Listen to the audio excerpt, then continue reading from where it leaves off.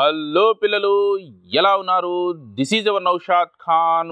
Welcome to my channel easy learning in detailed way. ఈరోజు గ్రాఫ్ను డీటెయిల్డ్గా తెలుసుకునేటటువంటి ప్రయత్నం చేద్దాం. See, this graph is most important for public examination in section 4 for 8 marks. See, ఈ గ్రాఫ్ను జాగ్రత్తగా ప్రాక్టీస్ చేయండి. 8 మార్క్స్ ఖచ్చితంగా మీకు రావడం జరుగుతుంది. Let's see here the question.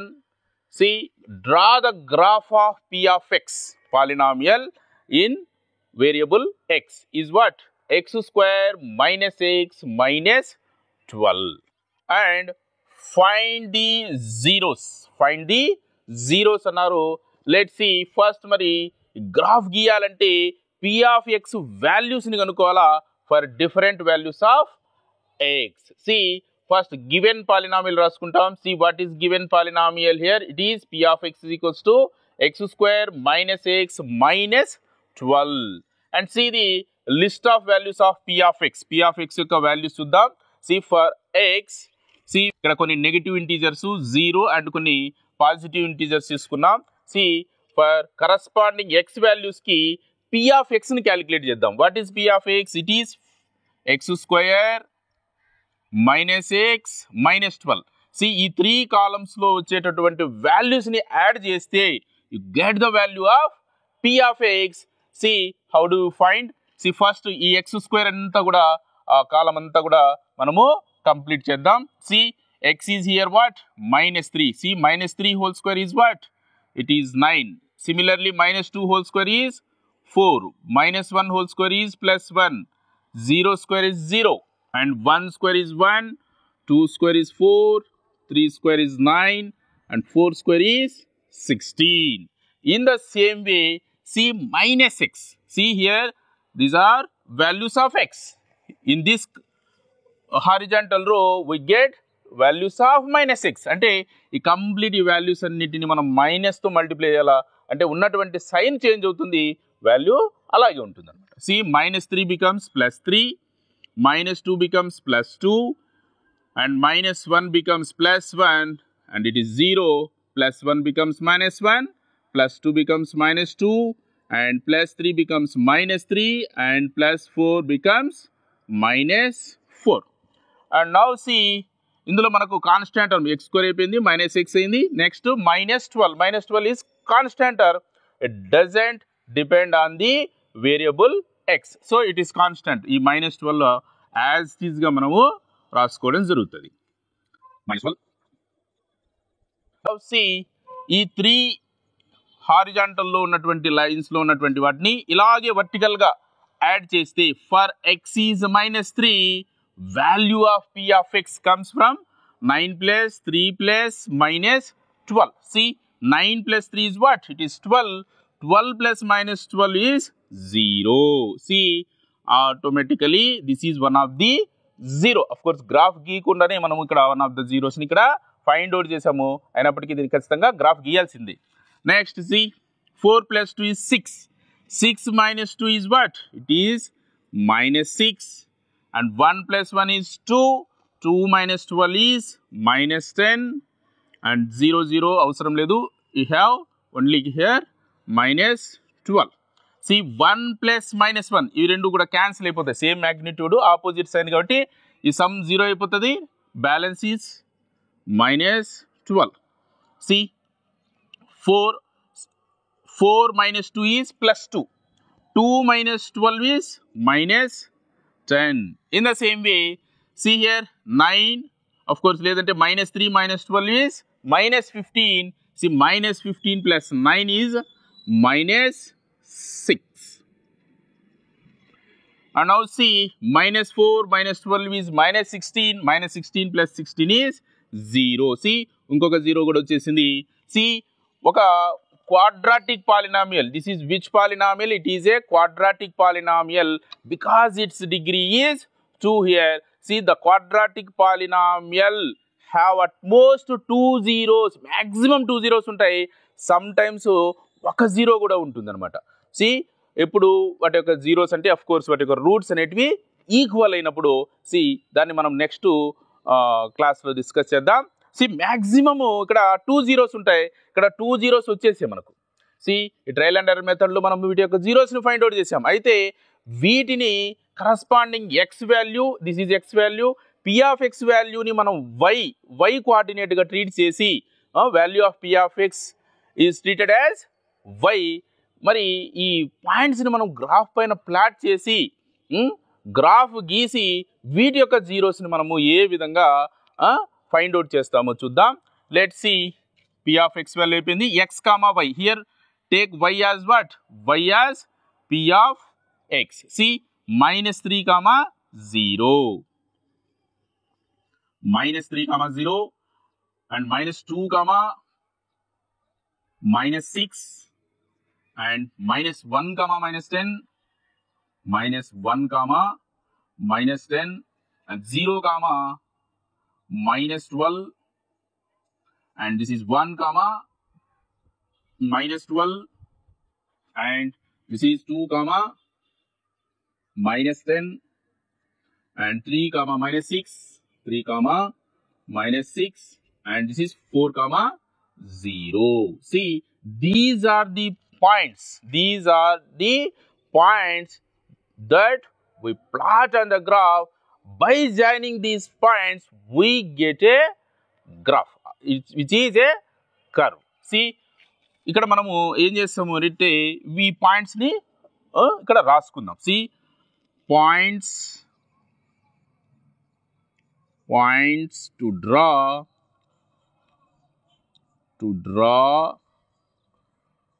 the graph of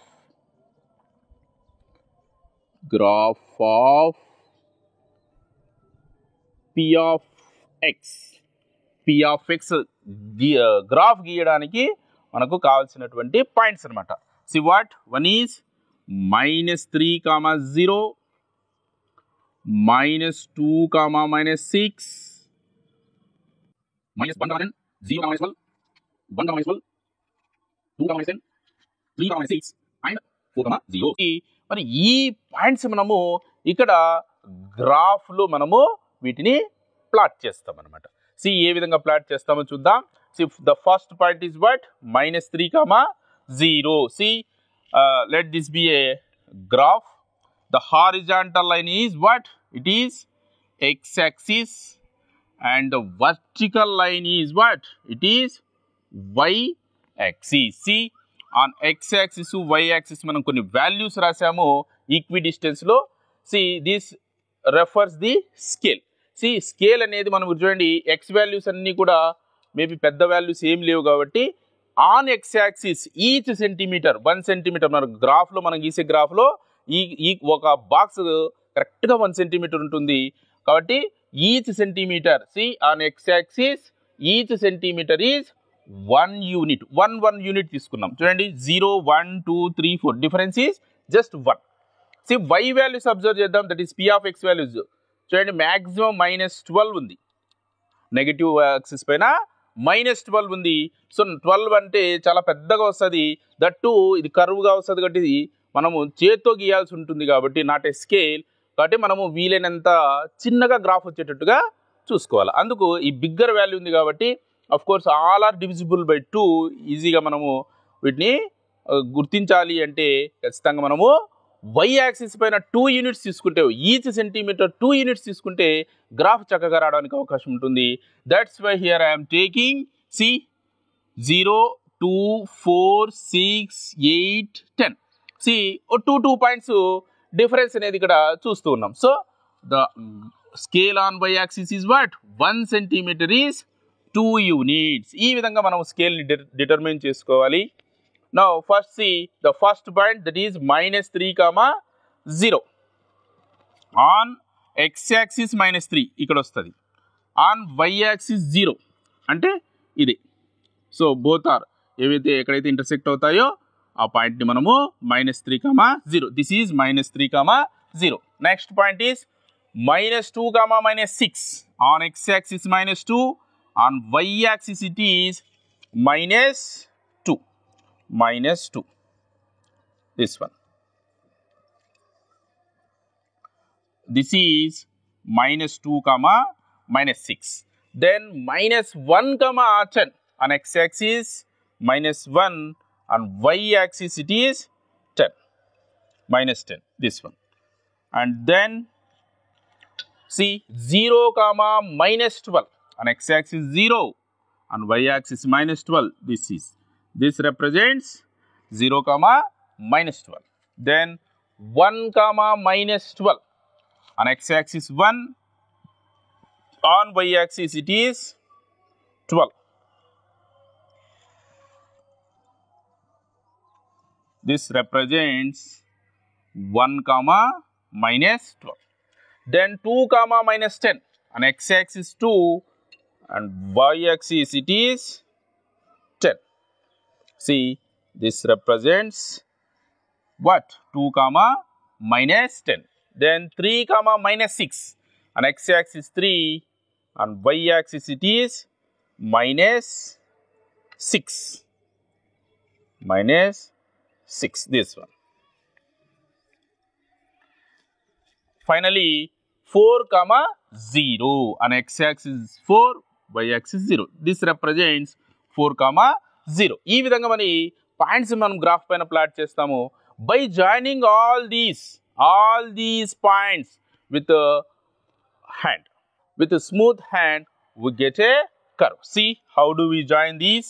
See మరి మనం పెన్సిల్ తో గీస్తాము. దీనిపైన గ్రాఫ్ పైన పెన్సిల్ తో గీయాలి. See,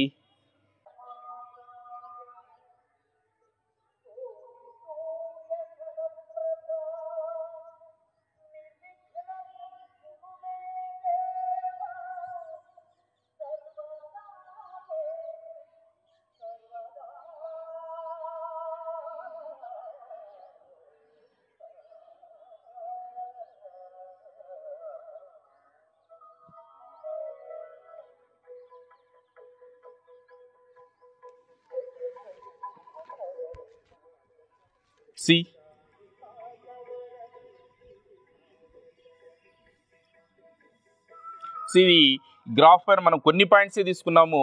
దీన్ని ఈ విధంగా గీసి ఎక్స్టెన్షన్ మార్కు వేసుకోవచ్చు అన్నమాట. ఈ విధంగా గ్రాఫ్ గీయడం జరుగుతుంది.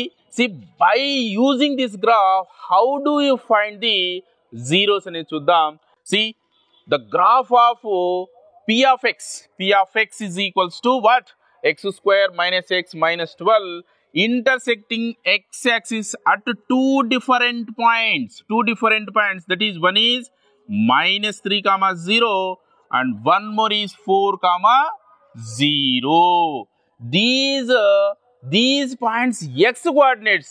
What are the x coordinates of these 2 points? One is minus 3, one is 4. These are the zeros of the given polynomial అని మనం దీని యొక్క రిజల్ట్ ఆర్ అబ్జర్వేషన్ ని రాయాలి. Let's see the result our observation. Graph of the graph of what? Graph of p of x. See, what is p of x? It is x square minus x minus 12. Graph of p of x cuts the x-axis. Cuts the x-axis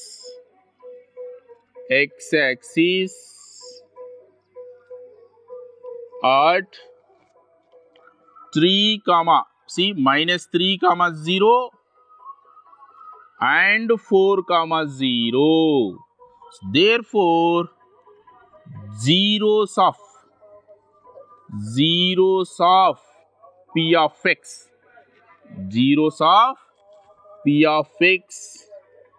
are what? Minus 3 and 4, because the x coordinates of the 2 points gives the zeros of the polynomial. ఈ విధంగా దీనికి సంబంధించినటువంటి graph ను మనం ఈ విధంగా చేసినట్టయితే we will get full out of full marks, that is 8 marks.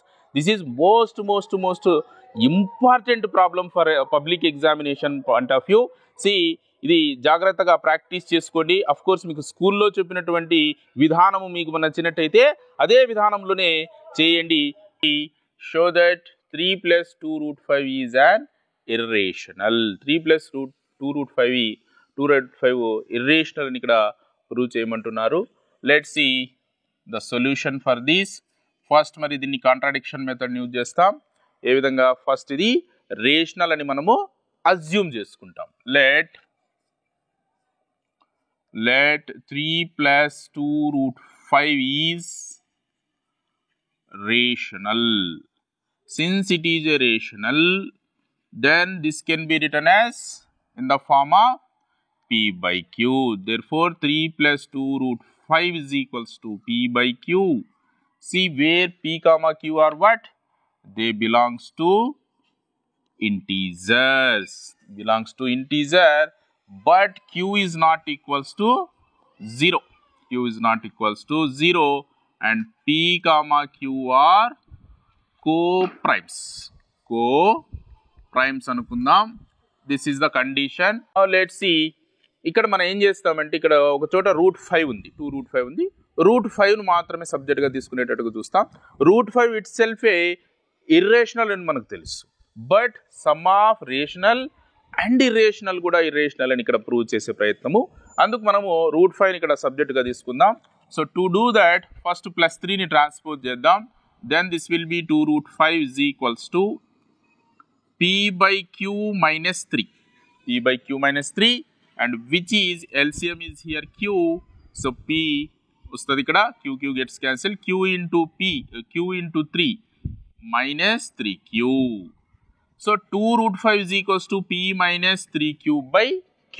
Now taking √5 as subject, then see √5 is equals to 2 multiplication చేస్తుంది. ఇటువైపుకి వస్తే డివిజన్ చేస్తుంది, అంటే డినామినేటర్లో ఉన్నటువంటి టర్మ్ను మల్టిప్లై చేస్తుంది. Then p - 3q divided by 2q. Now let's see here left hand side we are getting a √5. √5 itself a what? It is an irrational number. But for any integers p and q, this equation, this value is always a rational number. But rational and irrational cannot be equal. That means our assumption is proved wrong ani. This is not a rational, it is an irrational ani రాయడం జరుగుతుంది. See in LHS is equals to √5 is an irrational. In RHS you have p - 3q by 2q is a rational.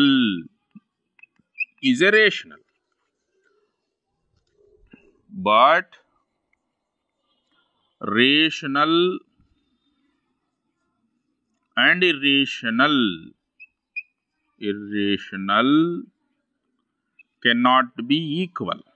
Can't be equal. But ఇక్కడ equal అని మనకు రావడం జరిగింది. Equal అని వచ్చింది అంటే అర్థం ఏమి అంటే మనం అనుకున్నటువంటి అజంప్షన్ రాంగ్ కావడం వల్ల ఇది రావడం జరిగింది. Therefore hour assumption is